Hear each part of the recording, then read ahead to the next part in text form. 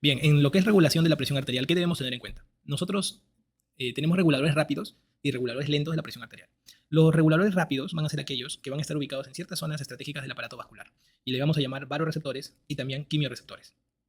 En cambio, los reguladores lentos van a ser aquellos que esté involucrado un órgano, como por ejemplo el riñón. Y aquí vamos a tener de ejemplo al sistema de renina, angiotensina, aldosterona.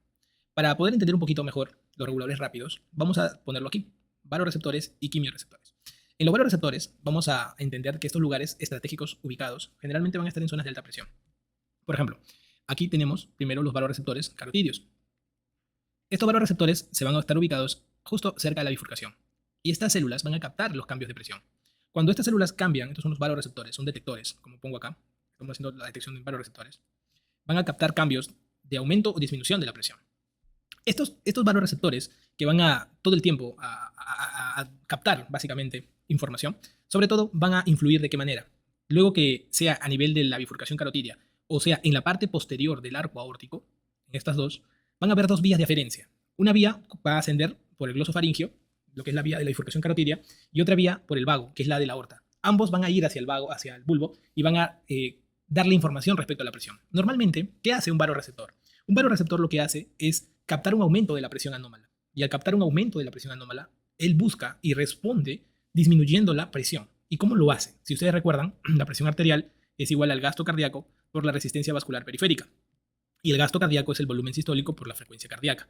Entonces, ¿cómo el bulbo, una vez que capta por estas vías aferentes que llegan, cómo este centro de bulbo, en el bulbo cardiovascular termina dando el efecto, ¿no?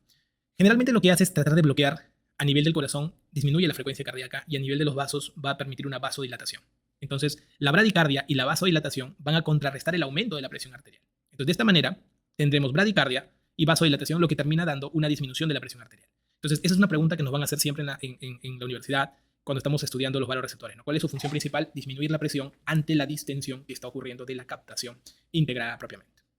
Igualmente tenemos a los quimioreceptores. Los quimioreceptores van a estar ubicados, sobre todo vamos a tener para los quimio, nosotros manejamos lo que es la captación del oxígeno. Los quimioreceptores les encanta captar oxígeno, CO2 y también hidrogeniones. Para los quimioreceptores, nosotros tenemos que recordar que va a haber unos quimioreceptores que van a ser periféricos y unos quimioreceptores que van a ser centrales. Los quimioreceptores periféricos se van a encargar de la captación de la disminución del oxígeno. En cambio, los quimioreceptores centrales sobre todo captan el aumento del CO2, que al final se relaciona con estos eventos que vamos a ir viendo. Entonces, cuando una persona normalmente capta la disminución del oxígeno a nivel de los quimioreceptores periféricos, que se encuentran ubicados a nivel del bulbo también, carotidio, estos cuerpos carotidios, porque esto lo van a identificar los cuerpos carotidios. Entonces, vemos que hay una disminución del oxígeno y va a haber un aumento del CO2. Este aumento del CO2, acá vamos para que no se borre esto, este aumento del CO2, ¿dónde es captado? ¿También en los cuerpos carotidios? No. El aumento de CO2 es captado en lo que es la parte del bulbo propiamente. O sea, el bulbo vendría a ser un quimioreceptor central que capta el aumento de CO2, así como los cuerpos carotidios captan la disminución del oxígeno. ¿Esto en qué va a terminar? En aumento de la ventilación. El aumento de la ventilación va a conllevar a que justamente al aumentar el patrón ventilatorio, nosotros podamos tener una respuesta más integrada que compense la disminución del oxígeno y que compense la salida del CO2. Igualmente, si nosotros nos precipitamos y estamos respirando mucho, también va a disminuir el CO2.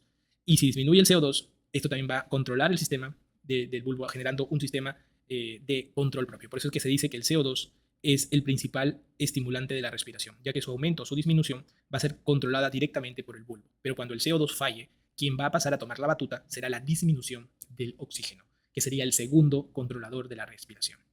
Con todo ello, vamos a tener un control que también el bulbo va a influir. Cuando haya esta condición, cuando haya esta necesidad de disminución de oxígeno, va a estimular también a que el corazón trabaje más, generando taquicardia para que pueda compensar todos estos elementos. Entonces, ¿en qué termina normalmente cuando tengo una estimulación de los quimioreceptores? En taquicardia y aumento de la presión arterial. Entonces, estamos viendo hasta este momento que los reguladores rápidos van a verse involucrados aquí, pero van a haber reguladores lentos que lógicamente no van a estar, como se dice, presentes en estos controles muy dinámicos que se trabajan. ¿Okay? Sea así como existen los reguladores rápidos, donde hay varoreceptores, la parte de quimioreceptores y los reguladores lentos, también hay que recordar algo. Hay unos ciertos reguladores, que nosotros le hablaremos de reguladores o receptores de baja presión, que generalmente se encuentran ubicados en la aurícula derecha y también en la arteria pulmonar.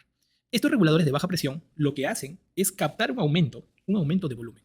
Cuando nosotros tenemos un aumento de volumen, si hay aumento de volumen, ¿Qué ocurre? Aumenta el gasto cardíaco, aumenta la presión arterial. Entonces, también dentro de estos circuitos si tenemos mucho volumen, ahí a nivel de estos receptores se estiran estas células y estas células miocárdicas, la mayoría de ellas, va a comenzar a producir una sustancia que nosotros le llamaremos péptido natriurético. Y viene de la palabra natriurético porque es diuresis del sodio, o sea, orinar sodio. Los péptidos natriuréticos pueden ser el péptido natriurético A o el péptido natriurético B. Estos péptidos natriuréticos, ya sea el A o el B, que es el cerebral, le llaman, van a ser producidos por los miocitos. Estos péptidos natriuréticos también van a tener una serie de funciones de eliminación. Por ejemplo, a nivel del riñón, vamos a ver que esto va a permitir la eliminación del sodio.